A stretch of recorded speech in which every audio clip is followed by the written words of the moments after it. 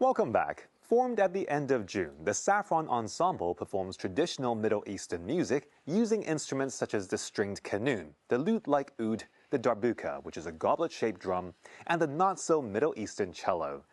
The quartet recently performed at the Hong Kong Palace Museum in an event that complemented an ongoing exhibition of imperial carpets from 3 Islamic empires. They're now with us to tell us more about how their interest in traditional Turkish and Iranian compositions came about.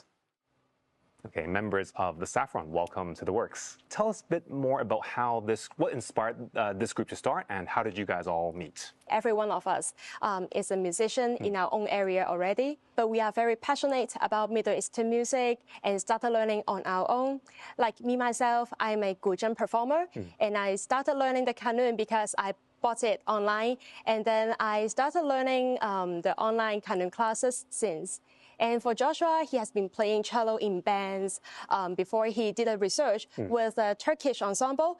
And then he started to learn how to play the Turkish and Arabic techniques on his instrument. Right. Yes. But for our group, we want to keep it in a small group and then try to share our music and learning progress to Hong Kong audience through our public performance and then also social media posts. Well, let's talk about Middle Eastern music. I mean, it's a very broad term that encompasses many things. What exactly would you define as Middle Eastern music? There's not one type of Middle Eastern music, but instead there's many different Middle Eastern musics. Like there's multiple cultural spheres in the Middle East. Like I'm a Turkish guy, right? I grew up playing and listening to Turkish and also Western music. Right. So to me, it's more like a connection to my background. But in the Middle East, there are other types of classical and traditional music. Like there's Persian, and also there's all of the Gulf nations. They all have their own musical traditions. Some of them, like some of the traditions have an overlap, so they have some similarities. For instance, some of the scales sound similar to each other, but there's also a lot of regional kind of unique qualities as well. For now, I mean, you've brought some instruments with you, and these are quite representative of Middle Eastern musical instruments. Can you perhaps explain or tell us more about your instruments? There are 81 strings on this wooden soundboard, and each of them 3 works, as I said.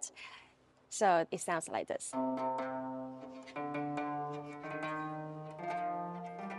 The left-hand side, we can see there are some silver brass levers, and then they are called the mondos. We can raise up and then lower down the mondos in order to make the pitch change.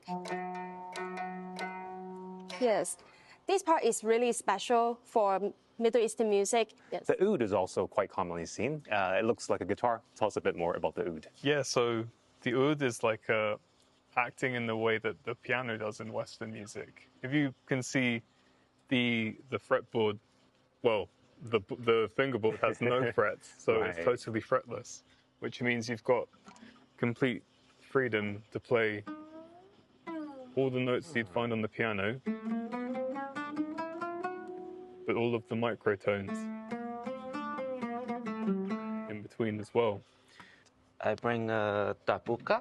It's made with a very heavy metal. So the sound of it is very, very harsh and punchy. But all the sounds we play is all just hands and fingers. In order to play a certain type of sound, we have to practice a lot on one single sound to make every sound perfect. Tell us about the relationship between the cello and maybe these other instruments. So you can think of cello as a stringed instrument played by a bow. And actually that kind of instrument is quite common all along the Silk Road. In Turkey, you have something called a yayla tambur, and then you have, in Persian, you have a kamanche, and then in Kazakhstan, you have a kabus. They're all played like this.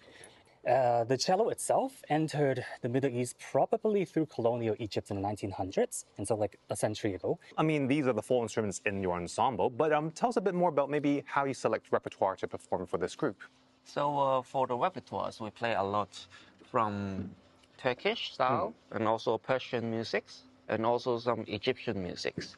So we will start playing. We performed a lot like classical type like samais and longas. And also, we also perform something like the Egyptian long song, the very famous. Just the prelude of it is already like 5 to 6 minutes long. We come from different backgrounds, and because each of us play multiple instruments actually, and so we look to try out different combinations. That's one thing, and the other thing is we are not, except for Josh Kun, none of us are raised in the Middle Eastern soundscape. Sure. And so whatever we play, it's gonna have some local flavor that we cannot escape. And so we add in our own stuff, but we are avid learners of Middle Eastern music to make sure what we play is good to both ears. Finally, we'd love to hear a piece today, and I believe you've chosen something that's also a traditional tune. Tell us the name of the tune and what the piece is about. The piece we want to play is called Kazan. It is written by a Persian, Iranian, very respectable Iranian composer called Parviz Meshkatan.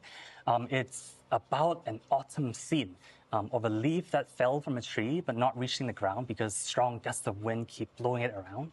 It's written in traditional Persian style, but the melody is in Khorasani style. And so it has a rural feel, but it's very classical. Very nice. I look forward to hearing it. So the Saffron, thank you for coming on The Works today. Thank you. Thank you.